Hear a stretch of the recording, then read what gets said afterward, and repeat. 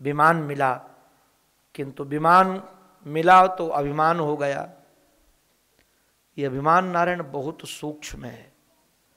और एक निवेदन आप सबसे मैं कर दूं, जहां अपने गुरुजन बैठे हों, अपने से बड़े लोग बैठे हों, और वो यदि विरोध न कर रहे हों तो ज्यादा धर्मनिष्ठ बनकर तुम बातें ज्यादा मत बनाओ।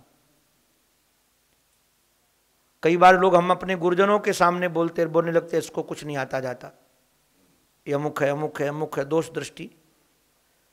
बड़ी सुंदर सभा लगी थी जहां भगवान शंकर स्वयं उपदेश दे रहे थे। मांबा जगदम्बा भगवती उनकी गोद में बैठी थी, और ये गया भगवती को ही कटु वचन कह दिए। और भगवती को भगवान शंकर को कहा, ए श्लोक गुरु साक्षात धर्म वक्ता शरीर नाम। ये श्रीमान जी धर्म के वक्ता हैं, शरीरधारियों के गुरु हैं। सभा में पत्नी को लेकर बैठते हैं, सब हमारा शर्म भी नहीं आती, जटा रखाते हैं, भस्म धारण करते हैं, ब्रह्मवादियों के सभापति हैं, लज्जा इनकी चली गई है। बहुत कुछ बोला। मां ने एक बात कही, अयम किम अधुना लोके, क्या इस समय तुम ही संसार में शासन करने वाले हो? किसको क्या बोलना चाहिए, किसको क्या करना चाहिए, किसको कैसे रहना चाहिए, क्या सिखाने वाले तुम ही हो? और हमारे जैसे निर्लज्जों को तुम दिशा देने वाले हो? अच्छा, हम निर्लज्ज हैं, हमको लज्जा चली गई, हमें धर्म का ज्ञान नहीं है, तो न वेद धर्मम किल पद्म योनि। ब्रह्मा जी बैठे, इनको धर्म का पता नहीं है। सनकादि बैठे, इनको धर्म का पता नहीं है।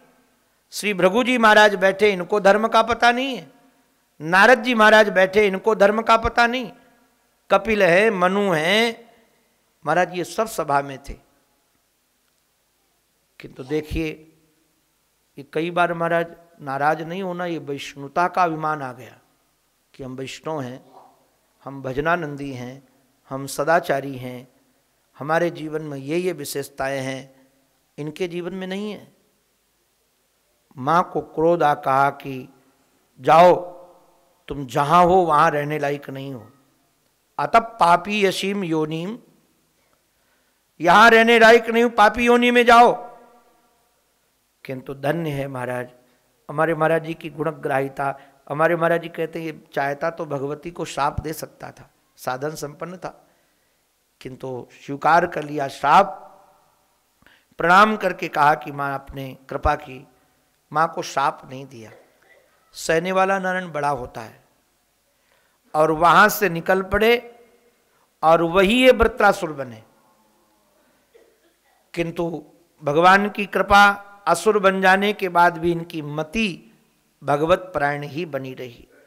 इसके मारे जाने के बाद माता दिति को जब पता चला तो पति की सेवा करके कहा, हमको ऐसा बेटा दो जो इंद्र को मारने वाला हो। और महाराज उन्होंने पुंसवन व्रत किया है, और पुंसवन व्रत के आधार पर जब गर्भवती हुई तो इंद्र ब्रह्मचारी बन करके आ गए सेवा में। सेवा की बड़ी विलक्षणता है नारायण। कैसी विलक्षणता देखिए, ये दोष दृष्टि तो रखते थे। एक दिन मां प्रमादवश सो गई मुख धोए बगैर, और मुख से घुस करके उस गर्भ के टुकड़े किए, 7 गर्भ नष्ट नहीं हुआ। तो एक एक के पुनः 7 कर दिए, 7 सते 49 टुकड़े हुए, किंतु गर्भ नष्ट तब भी नहीं हुआ। वो सब रो रहे थे, तो ये कहते थे, मारुद मारुद रो मत, रो मत। और बाद में महाराज जब प्रसव किया तो माँ ने 49 बच्चे उत्पन्न किए। तो माँ ने पूछ दिया ब्रह्मचारी से, ब्रह्मचारी जी मैं तो एक बेटा चाहती थी, ये 49 कहाँ से आ गए? ये जान गए कि छुपाना ठीक नहीं, सत्य स्वीकार किया। माँ ने कहा, तुमने सत्य का व्यापार किया है तो जाओ, इनको ले जाओ, तुम्हारे अनुचर होंगे। ये वही मरुदगण हुए। किंतु राजर्षि परीक्षित ने कहा, गुरु जी ये देवता लोग तो सर्वगुण संपन्न तो है नहीं, राग द्वेष से ये भी ग्रसित हैं, किंतु भगवान देवताओं का पक्ष लेकर असुरों को क्यों मारते हैं? तब हमारे श्री राजर्षि परीक्षित की बात सुनकर कहा, साधु पृष्ठम महाराज हरेश चरित मद्भुतम यद भागवत महात्म्यम भगवत भक्ति वर्धनम गीयते परमम पुण्यम ऋषिभिर नारदाद भी।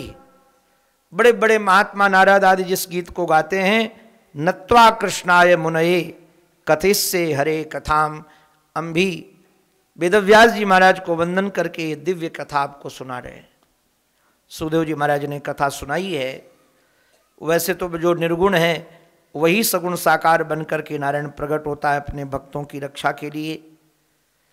कहा जैसे आज आपने प्रश्न किया है ना, ऐसे जब दमघोष के सुत का उद्धार किया हमारे ठाकुर जी ने राजसू यज्ञ में, जो बचपन से गाली देता था, यहां वर्णन है दमघोष सुत पाप आरभ्य कल भाषणात्।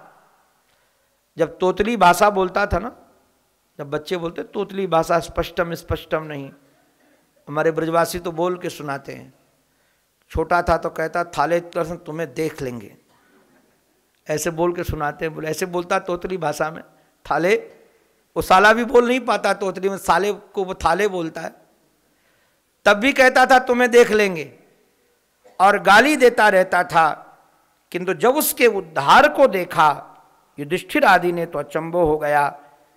उन्होंने प्रश्न कर दिया सभा में बैठे हुए युधिष्ठिर जी ने नारद जी से कि महाराज ये तो जन्म का जहरीला था, द्वेष करने वाला था, इसका उद्धार कैसे हो गया? तो हमारे श्री युधिष्ठिर जी महाराज ने सुनाया है, भैया ध्यान देना, कामात द्वेषात भयात स्नेहात यथा भक्ते स्वरे मनः। काम से, द्वेष से, भय से, स्नेह से कैसे भी आपका मन भगवान से जुड़ जाए, कैसे भी वहां लग जाए। देखो गोप्य कामात, गोपियां जो भगवान का चिंतन करती थी वो कोई भगवान समझकर नहीं करती थी, अपना जार पति समझकर करती थी। जार ही यार बन गया है जी। जार शब्द जो है ना, संस्कृत में जार है जो धर्म को जला दे, उसी का नाम जार है। और जब ये घूमने के लिए गया तो जार हो गया यार, जा को या हो गया। तो जो आजकल यार बोलते ना यार, ये जार ही यार है। तो जार समझ करके, अपना यार समझ करके ये गोपियां चाहती थी इनको, किंतु उनको भी भगवान मिले कि नहीं मिले, मिल गए। गोप्य कामात और भयात, महाराज भय के कारण, कामात गोप्य कामात भयात कंसः, कंस जो चिंतन करता था भगवान का भय के कारण। आपको क्या कहें, हमारे ब्रजवासी तो सुनाते हैं ऐसी वृत्ति बन जाए भगवान कृपा से तो बहुत अच्छा है। उसको जीरे में भी कृष्ण दिखते थे और हम लोगों को तो कृष्ण में भी कृष्ण नहीं दिखते, किंतु कैसी उसकी वृत्ति रही होगी। कहते हैं कि दाल आती थी, सामने जीरा दिखे तो लगता था कृष्ण तो नहीं आ गया, शायद दाल से प्रकट होकर के मार दे। ऐसे भय से चिंतन करता था। तो भय से भी चिंतन हो जाए महाराज, और द्वेष से ये चेदी नरेश चिंतन करता था, और संबंध से वृष्णिवंश वाले, और स्नेह से यूयम। आप लोगों को लगता है हमारे मामा का बेटा है, हमसे छोटा है, इससे, और भक्त्या वयम विभो, हम लोग भगवान का चिंतन भक्ति से करते हैं। तो तस्मात् के नाप उपाय न, इसलिए किसी भी उपाय से मन हमारा श्री कृष्ण में लग जाए, किसी भी उपाय से। मूल ये है कि हमारा मन श्री कृष्ण में लग जाए, काम बन गया। तो भले ये चिंतन करता था, गाली देता था, किंतु चिंतन तो श्री कृष्ण का ही होता था। और ये बात बता करके कहा, दूसरी बात इसके पीछे एक रहस्य और भी है। ये रहस्य हमारा समझने लायक है। अगर ये रहस्य समझ में आ जाए तो राग द्वेष शिथिल हो जाएगा। क्योंकि जहाँ तक अपनी बुद्धि लगाते रहते हैं, जो हमको दिख रहा है वो है नहीं, उसके पीछे कुछ और है। मैंने शायद कभी सुनाया होगा आप लोगों को, यहाँ प्रातःकाल में विचरण घूमता था वहाँ जे के मंदिर में, तो एक महात्मा ने, हमारे स्वामी जी रोज जाते हैं, स्वामी महेशानंद जी महाराज राधा वल्लभ की रोज मंगला करते हैं। तो ये कहीं गए हुए थे, ठंडी का समय था। तो वो महात्मा बोले कि अभी भी हमको वहाँ के गुसाई कह रहे थे कि स्वामी जी रोज आते हैं और तुम नहीं आते हो। तो हमने कहा हमारे प्रतिनिधि आ जाते हैं स्वामी जी। बोले ऐसे थोड़ी चलेगा, राधा वल्लभ बोले रोज आना चाहिए। तो हमने कहा मैं रह कम पाता हूँ इसलिए नहीं आ पाता हूँ। स्वामी जी तो महाराज रोज पहुँच जाते हैं। तो उन्होंने कहा कि आया करो। तो अपने सोचे चलो सुबह सुबह घूमना भी हो जाएगा, राधा वल्लभ की आरती भी हो जाएगी। तो जो इधर सीढ़ियों से चढ़े तो एक माता जी चप्पल संभालती थी, अब पता नहीं है कि नहीं, वो रखती थी 50 पैसे 1 रुपये लेती थी। तो जूता उतार कर अंदर गए, किंतु दर्शन कर रहे थे तो एक भाव आ गया, ये जो धर्म सुधारक ज़्यादा होते हैं उनकी खोपड़ी ऐसे ही चलती है। वहाँ खड़े खड़ते आरती कर रहे थे। हमने कहा देखो दुनिया के लोग यहाँ आरती करने के लिए आते हैं और बुढ़िया 2-2 रुपये के 1-1 रुपये के लिए चप्पल संभालती रहती है। अरे कम से कम दर्शन करे तो उसकी भी बुद्धि ठीक हो। दूसरे दिन महाराज क्या हुआ कि एक जो घंटा बजा तो एक सज्जन प्रसाद लेकर के बांटने लगे उधर। उनको आरती से कोई लेना देना नहीं, प्रसाद उधर बांटने लगे। अपनी खोपड़ी गई कि बाबरा ये दर्शन करना चाहिए, प्रसाद तो बाद में बढ़ जाएगा। हमारा 3-4 बार बुद्धि बड़ी खराब हुई तो हमने जान ही छोड़ दिया। हमने कहा वहाँ जाते हैं तो बुद्धि और खराब होती, ये गड़बड़ ये गड़बड़ ये गड़बड़। तो अपने जहाँ हैं वहीं ठीक हैं। नहीं गए। 3 दिन के बाद फिर वो महात्मा आ गए। क्या हुआ, नहीं आए तो हमने हाथ जोड़कर कहा, हमने कहा महाराज जी हमको बड़ा खराब लगता है, कभी बुढ़िया कभी ये कभी वो। अरे बोले तुम्हें पता नहीं, वो जो माता जी चप्पल संभालती है ना, वो माता जी श्री राधा रानी की सखियों में है, एक सखी है और उसने केवल सेवा ली है जूता चप्पल संभालने की। और वो जो प्रसाद बांटने लगते हैं वो भगवान के सखा हैं, जो महाराज अंग संग रहते हैं। वो तो प्रसाद बांटने की ड्यूटी ले रखे हैं। तुमको बुद्धि को खराब करते हो कि ये दर्शन ये दर्शन, ये दर्शन आदि तो हम लोगों के लिए हैं जो अंग संग सदा रहते हैं। उनको क्या दर्शन की बात है। हमको लगा ये विचारधारा तो गई नहीं। सच में ध्यान देने लायक बात यह है, हमको लगता है कि शिशुपाल भगवान का दुश्मन है, हमको लगता है जरासंध भगवान का दुश्मन है, किंतु इसके पीछे रहस्य कुछ और है। क्या रहस्य है, तब बताया कि सनकादियों ने भगवान के पार्षदों को, जय विजय को 3 जन्म तक असुर होने का कहा था। तो ये भगवान के पार्षद ही हैं। पहले हिरण्याक्ष हिरण्यकश्यप बनकर आए, बाद में रावण कुंभकर्ण बनकर आए और अब ये शिशुपाल और दंतवक्र बनकर आए। तो ये भगवान के पार्षद हैं और भगवान की सेवा में, तो भगवान की प्रसन्नता के लिए पाठ कर रहे थे। अब प्रसन्नता के लिए पाठ करेंगे तो लेंगे तो अंदर ही अपने, कहाँ जाएंगे वो। इसलिए आप ये मत चिंतन करो कि ये द्वेष करते थे तब भी इनका कल्याण हो गया। बात ये सुनी तो महाराज तुरंत पूछ दिया, कहा कि विद्वेषो दयितो पुत्रे।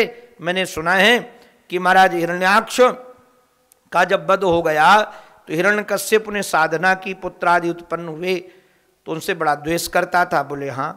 तब महाराज पूरी कथा सुनाई इन्होंने कि कैसे हिरण्याक्ष के वध के बाद हिरण्यकश्यप ने परिवार को समझाया है। और जब परिवार समझ गया उसके बाद इसने महाराज स्वयं शरीर को अजर अमर करने के लिए साधना की। और ब्रह्मा जी महाराज ने इसको आशीर्वाद दिया कि न दिन में मरो न रात्रि में मरो, न घर में न बाहर, न अस्त्र से न शस्त्र से। अब सोचा कि हम मरेंगे ही नहीं। अमरता का वर मांग करके अब प्रसन्न था कि हम मरेंगे नहीं, क्योंकि दिन में मरता है या रात्रि में मरता है व्यक्ति, मनुष्य मारेगा या पशु मारेगा, अस्त्र से मरेगा या शस्त्र से मरेगा। निश्चित था कि अब मरण नहीं होगा। इसी से 4 बालक हुए नारायण, ह्लाद, अनुह्लाद, संह्लाद और श्री प्रहलाद। किंतु हमारे श्री प्रहलाद जी महाराज कृष्ण ग्रह गृहीत आत्मा न वेदि जगदी दृशम, उठते बैठते महाराज ये श्री कृष्ण का ही चिंतन करते थे। ऐसा लगता था किसी काले ग्रह ने इनको पकड़ रखा है। काले ग्रह ने, काले भूत ने। बैठे बैठे समाधिस्थ हो जाते थे, कभी रोने लगते थे, कभी हंसने लगते थे। गुरुकुल भेजा गया और जब ये गुरुकुल से पढ़कर आए, पिताजी ने कहा क्या पढ़ करके आए हो, तो श्री प्रहलाद जी महाराज ने कहा अपना आत्म पतन देख करके हरि की शरण ग्रहण करके वन में जाकर भजन करना चाहिए। महाराज ये सुनकर कहा कि लगता है कि कोई हमारा असुर का भेद बुद्धि वाला व्यक्ति यहाँ आता है जो भेद पैदा करता है। ले जाओ इसको, सिखाओ महाराज इसको असुर विद्या। संडामर्क ने महाराज इनको बड़ा प्रयास किया, किंतु ये पढ़े नहीं असुर विद्या। एक दिन आए तो आप सब जानते हैं, पूछा क्या पढ़ कर आए हो? बोले पिताजी 9 प्रकार की विद्या पढ़ कर आया हूं। श्रवणम कीर्तनम विष्णु स्मरणम पाद सेवनम अर्चनम बंदनम दास्यम सख्यमात्म निवेदनम। महाराज इसने बुलाकर कहा कि कौन इसको सिखाता है? संडामर्क ने कहा कि न मत प्रणीतम न पर प्रणीतम, ये मेरे द्वारा पढ़ाया गया नहीं, दूसरे के द्वारा पढ़ाया गया नहीं है, इसकी नैसर्गिकी मति ऐसी है।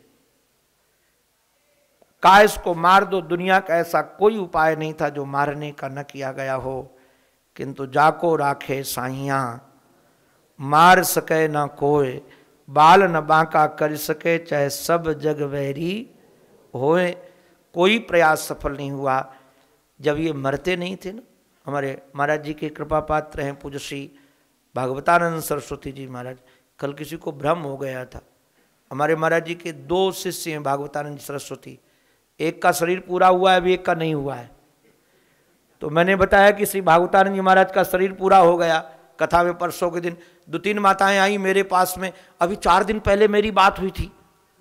हमने कहा वो वाले नहीं, दूसरे वाले थे। तो हमने कहा और किसी को भ्रम न हो गया हो, इसलिए मैंने वो भेद बता दिया कि 2 थे, हम और भी कई होंगे, मेरा तो 2 से परिचय था, 2 ही थे बता रहे महाराज जी। तो जो भागवतानंद जी महाराज हमारे पूज्य श्री आचार्य जी महाराज जो भागवत की कथा करते, वो बहुत अच्छी बात सुनाते थे। मैंने कई कथाएं उनके श्री चरणों में बैठ करके सुनी है। तो पूज्य आचार्य जी महाराज कहते थे, मित्रों ने पूछा प्रहलाद से कि मित्र सच सच बताओ, हाथी तुमको मारने आता है किंतु तुमको मारता क्यों नहीं है? तो प्रहलाद ने कहा बात यह है, तुमको हाथी दिखता है, मुझे अपना साथी दिखता है। अब जब साथी दिखता है तो कैसे वो मार सकता है? और महाराज ये भक्तों की बड़ी विलक्षण दृष्टि होती। अभी कविता में पढ़ रहा था, श्री मीराबाई को जिस समय विष भरा प्याला दिया गया तो मीरा नाच पड़ी। मीरा नाचने लगी विष भरे प्याले को देखकर। किसी ने पूछा क्यों नाच रही हो? उसने कहा रौप्य पात्र में हलाहल का बिंदु नहीं, राधिका हृदय ने ब्रजेश को संभाला है। कौन कहता है ये विषधर प्याला है, श्याम रूप वाला मेरा गिरधर गोपाला है। दूसरी दुनिया को दिखता है कि इसमें विष भरा है, उनको दिखता है कि हमारा सांवला सलोना धरा है। किसी को विष भरा दिखता है, किसी को सांवला सलोना दिखता है। तो जिसको सांवला सलोना दिखता है उसको कौन मार सकेगा? तो श्री प्रहलाद जी महाराज को तो अपना मित्र दिखता था, अपना सखा दिखता था। मित्रों ने पूछा कौन सा मंत्र जानते हो जो मरते नहीं हो? हमारे श्री प्रहलाद जी महाराज ने मित्रों को इतना सुंदर उपदेश दिया है, कौमार आचरेत प्राज्ञो धर्मान भागवतान यह दुर्लभम मानुषम जन्म। ये भैया मनुष्य जन्म बहुत दुर्लभ है और ये अध्रुव है, ध्रुव नहीं है, ये सदा रहने वाला नहीं है। इसलिए कौमार अवस्था से ही भगवान का भजन करना चाहिए। इन्होंने बड़ा सुंदर बालकों को संदेश दिया है, जिससे सारे बालक प्रहलाद जी के संदेश से भक्त बन गए हैं, भगवान नाम की बड़ी महिमा फैलाई। एक दिन ये भवन में गए थे, पिताजी ने पूछ दिया क्यों रे कुलांगार तुझे डर नहीं लगता? बोले नहीं लगता। क्यों नहीं लगता? बोले हमारा रक्षक हमारे साथ है। वो कहाँ रहता है? प्रहलाद जी ने कहा कहाँ नहीं रहता है, जर्रे जर्रे में नजारा उसका देखता हूँ, सब जगह पसारा उसका देखता हूँ। कैसे कह दूं कि वो कहाँ नहीं रहता है? क्योंकि जहां में मैं उसको ही देखता हूं, सर्वत्र उसी को देखता हूं। कहा इस खंबे में भी है? कुपित होकर कहा, पूछा इस खंबे में भी है? प्रहलाद जी ने कहा खंबे में भी है। और कुपित होकर जो प्रहार किया तो खंब से फाड़कर नृसिंह भगवान प्रकट हो गए। बोलो सिंह भगवान की। दोनों के साथ बड़ा युद्ध हुआ है। दोपहर में प्रकट हुए थे 12 बजे और सूर्यास्त तक युद्ध हुआ। बाद में सूर्यास्त के समय देखा कि इसका बल बढ़ जाएगा तो लेकर के उसको बैठ गए देहली में। उसने कहा मार नहीं सकते। क्यों? बोले ब्रह्मा जी ने वरदान दिया, वो लिस्ट निकालो। बोले पहला वरदान ये कि न घर में मरे न बाहर। बोले हो कहाँ? दिल्ली में, न घर न बाहर। हमको एक महात्मा ने बताया कि अब लोगों ने दिल्ली बनाना ही बंद कर दिया, अब दिल्ली नहीं रहती है, क्योंकि खतरा है शायद दिल्ली में रखकर मारते हो, तो दिल्ली रहेगी नहीं तो मारेंगे कैसे। बोले अभी भी नहीं मार सकते। क्यों नहीं मार सकते? बोले मैंने बर मांगा था, न मनुष्य से मरे न पशु से मरे। ठाकुर जी ने कहा जरा देखो मैं हूं कौन? तो बोले बाप जी समझ में नहीं आता, तुम हो क्या, ऊपर कुछ नीचे कुछ। बोले अभी भी नहीं मरेंगे। क्यों? हमने मांगा था विधाता से कि न दिन में मरे न रात्रि में मरे। बोले समय क्या? और संध्या का समय है। बोले अभी भी नहीं मरेंगे। हमने मांगा था ना अस्त्र से मरे न शस्त्र से मरे। भगवान ने कहा जरा देखो ये नाखून अस्त्र हैं कि शस्त्र है। सारे वरदान पूरे करके पेट फाड़ करके महाराज आंतें निकाल करके गले में डाल ली। बड़ा विभत्स दृश्य हो गया है। देवताओं ने, ऋषियों ने स्तुति की है एक एक श्लोक में। डर की वजह से ज्यादा लंबी स्तुति नहीं हुई, तब भी भगवान का क्रोध शांत नहीं हुआ। तो जब श्रीमान जी कभी नाराज होते ना और श्रीमती जी आ जाए तो थोड़ा गुस्सा कम हो जाता है। होता है कि नहीं? हो जाता होगा। ये माताएं कह रही कि ज्यादा हो जाता है। सब लोग कह रहे सही है, गुस्सा और ज्यादा हो जाए, तो लगता है यहां भी ज्यादा ही हो गया होगा। क्योंकि लक्ष्मी जी भी महाराज पहचान नहीं पाई। साक्षात श्री, यहां जब साक्षात श्री लक्ष्मी प्रेषिता देवैर दृष्ट्वा तन महद्भुतम, देवताओं के द्वारा जब साक्षात लक्ष्मी भेजी गई, किंतु वो भी नहीं पहचान पाई, क्योंकि अदृष्ट श्रुत पूर्वत्वात् सा नोपे पाय संकिता। उनको लगा नोपे आय संकिता, ये वो नहीं हो सकते। और हमारे ब्रजवासी तो महाराज सुनाते हैं कि जो नाखून से फाड़ा था ना, उसमें रक्त लग गया था, बड़े बड़े नाखून, और थोड़ा मुख में भी लगा हुआ था, लाल लाल। महाराज आंतने भी पड़ी थी। लक्ष्मी जी गई झांक के देखने लगी वही हैं कि नहीं। तो हमारे ब्रजवासी सुनाते हैं नाखून ऐसे जो थे ना, भगवान ने ऐसे दिखाए और दिखाकर कहते हाउ। लक्ष्मी जी तो भाग गई, कहाँ गई कुछ पता नहीं चला, क्योंकि सोची कहीं यहीं झपट्टा ना मार दे। और ऐसे कुपित से तुम्हारा दूर ही रहने में फायदा है। वैसे शास्त्र का नियम है, ये शास्त्र की चर्चा नीति की सुना रहा हूं। अस्त्री, शस्त्री, मर्मी, जो अस्त्र धारण करता हो, शस्त्र लेकर रहता हो, नाखून रखे हो, श्रृंगी भी सींग रहते हो, और अपना मर्म जानता हो, ऐसे से दूरी बना के रखनी चाहिए। इससे झगड़ने में फायदा नहीं। मर्मी से भी झगड़ो मत, अस्त्री से भी, अस्त्र शस्त्र धारण करने वाले से झगड़ो मत।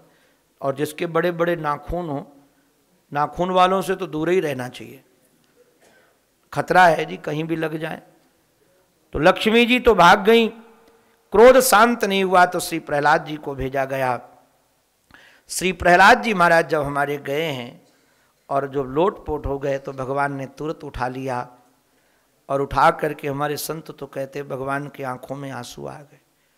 बोले प्रभु प्यारे, प्रिय कोमल तिहारे अंग, असुर ने मारे मम नाम एक गाने में, गिर से गिरायो जल में डुबोयो, कमी राखी ना सताने में, मंजुल मुखार विंद चूम चूम कहें प्रभु, क्षमा करो वत्स मुझे देर हुई आने में, मुझे आने में देर हो गई, क्षमा कर दो। प्रहलाद जी महाराज गदगद होकर के ठाकुर जी की बड़ी रसीली स्तुति करते हैं। इस स्तुति से प्रसन्न होकर भगवान उनको गले से लगा लेते हैं और सडंगरा भक्ति देते हैं। बाद में इन्होंने कहा कि पिताजी का भी कल्याण हमारे हो, तो इसलिए कहा कि हमारे पिता की दुर्गति न हो। तो भगवान ने कहा संविधान में संशोधन। क्या संशोधन है संविधान में? बोले जिस कुल में तुम्हारे जैसा बालक उत्पन्न हो जाएगा, त्रिसप्त भी पिता पूतः पितृ भी सहते नघ, उसकी 21 पीढ़ियां तर जाएंगी। 21 पीढ़ियां। हमारे महाराज जी तो कहते हैं 10 पहले की 10 बाद के बीच में अपने। महाराज जी ने ऐसे एक दिन अर्थ सुनाया, बोले 21 हो गई ना, 10 तो पहले वाली तर जाएंगी जो सब पीछे गए, और 10 में जो बाद में आएंगे वो भी तर जाएंगे, और अपने तो तरे तराए हैं ही, क्योंकि अपने दोनों के बीच में धरे हैं। जो बीच में धरा है वो तर ही है। तो महाराज 21 पीढ़ियां तर जाएंगी।